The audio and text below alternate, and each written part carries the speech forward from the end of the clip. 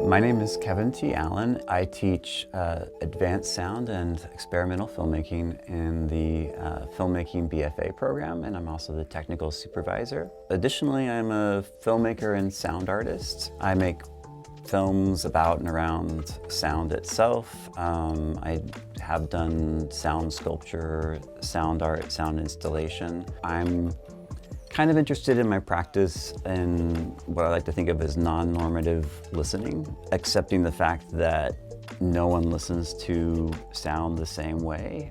So in that light, these are my must-haves. I have these things called hear glasses, right?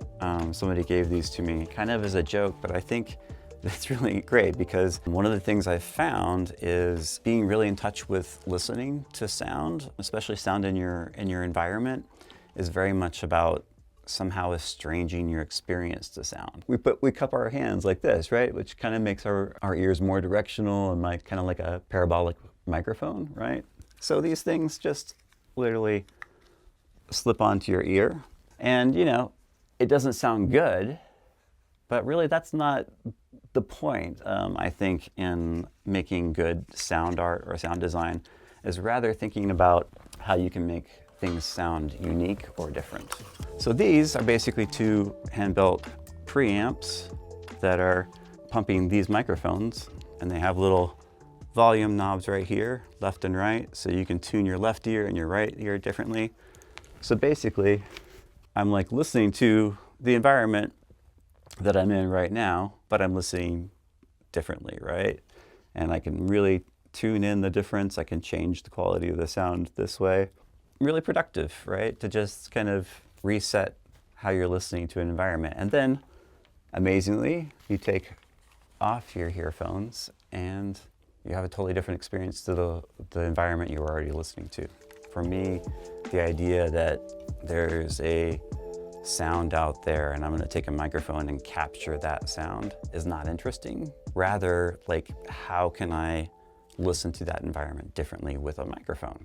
So I often work with contact microphones. It's a metal conductor, and on it is piezoelectric ceramic. They have a natural alternating current in them, right? It's very low, it's very subtle, but it's enough that you don't need to have the microphone be powered, and you can take the hot and the cold signal and create electric current, which becomes sound.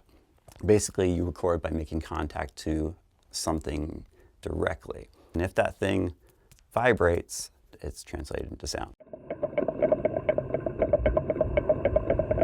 One of the most successful uses I've had with this is I made a film about bridges that connects Brooklyn and Manhattan back when I lived there.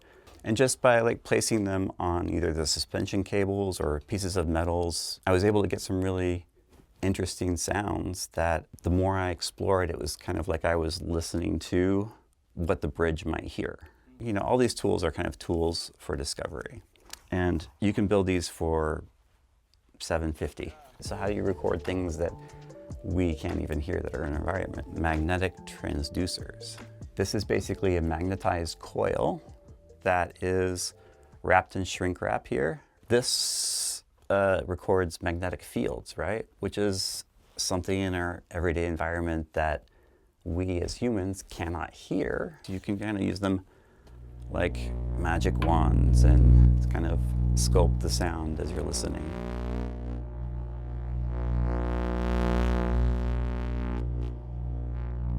As a finale, my fifth item is a hydrophone, and it's similar to a contact microphone, right? It picks up the vibrations in the water directly because water touches this microphone. But kind of like fishing, right? Here's a weight.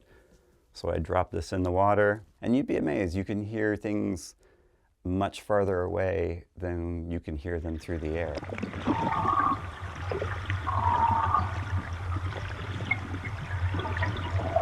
And all those things really just kind of give me a toolkit of sound sources that I can play with in sound design and being more creative in what I consider sound.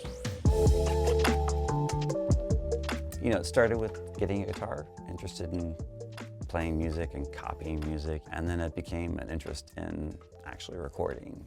I was able to get these crazy low frequency drones and sort of make my instruments sound like different things. Eventually I did get a 4-track. Eventually I got Pro Tools. I didn't actually pick up a camera until my mid-20s. Even when I was doing more filmmaking than I was sound design, the sound always came first.